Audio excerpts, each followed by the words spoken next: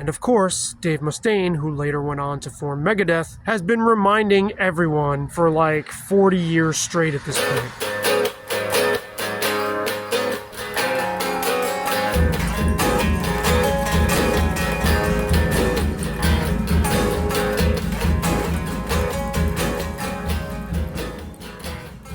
Hey, welcome to Feedback Def. I'm Sabby RK, the apostate music journalist standing in a light drizzle. If you are at all familiar with the bands Megadeth and Metallica, you will already know the story of how Dave Mustaine was fired from Metallica unceremoniously in 1983. As Anthrax guitarist, founder, and bandleader Scott Ian wrote in his autobiography, I'm the Man, when James Hetfield, Lars Ulrich, and Cliff Burton decided to fire Dave Mustaine, they carried their plan out with the precision of a military strike. And of course, Dave Mustaine, who later went on to form Megadeth, has been reminding everyone of his ouster from Metallica for like 40 years straight at this point. I have interviewed Mustaine, I think it's 3 times.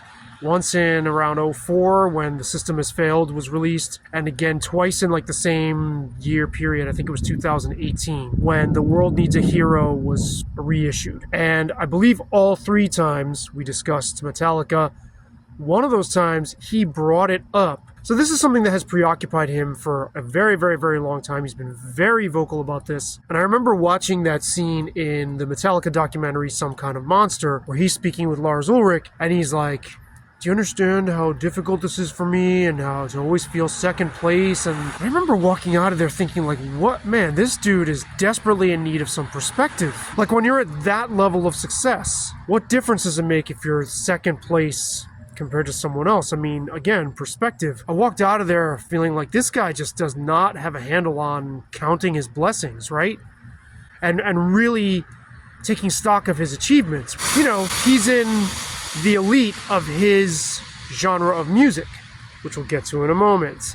A genre of music that he was absolutely instrumental in starting. So I was like, wow, why does this guy whine so much about something that happened such a long time ago? Why can't he get over it? Yes, it's true that when you compare Metallica's sales figures to the next rung down of their peers, which would be Megadeth, Slayer, and Anthrax, there's no comparison. It's like a baseball team that's like 25 games up on whoever's in second place in their division, right?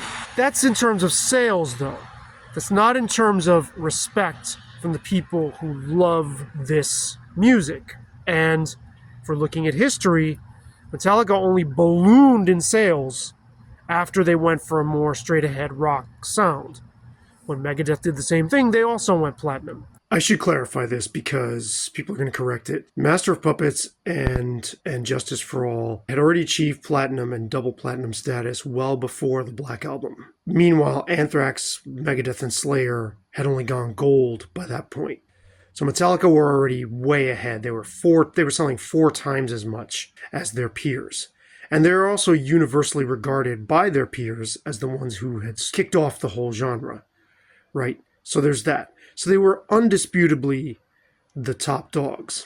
I'm just saying that all 4 of those bands, in addition to some others, several others actually, meant as much to me as Metallica did. Do we measure success in terms of sales only? I don't. So I certainly would hold Metallica, Megadeth, Slayer, Anthrax. For me, they're all at the same level in my esteem. And there's people who love Megadeth more, love Metallica more. I mean, you haven't suffered. You've done all right. And I say all right in quotes. You've done extremely well if you're Dave Mustaine. So for years, I was like, man, this guy's just whiny about this. Like, never stops whining until I thought about it. He's never gotten the credit on a mass scale for essentially being the father of this style of music. Metallica are always thought of as the inventors of thrash metal.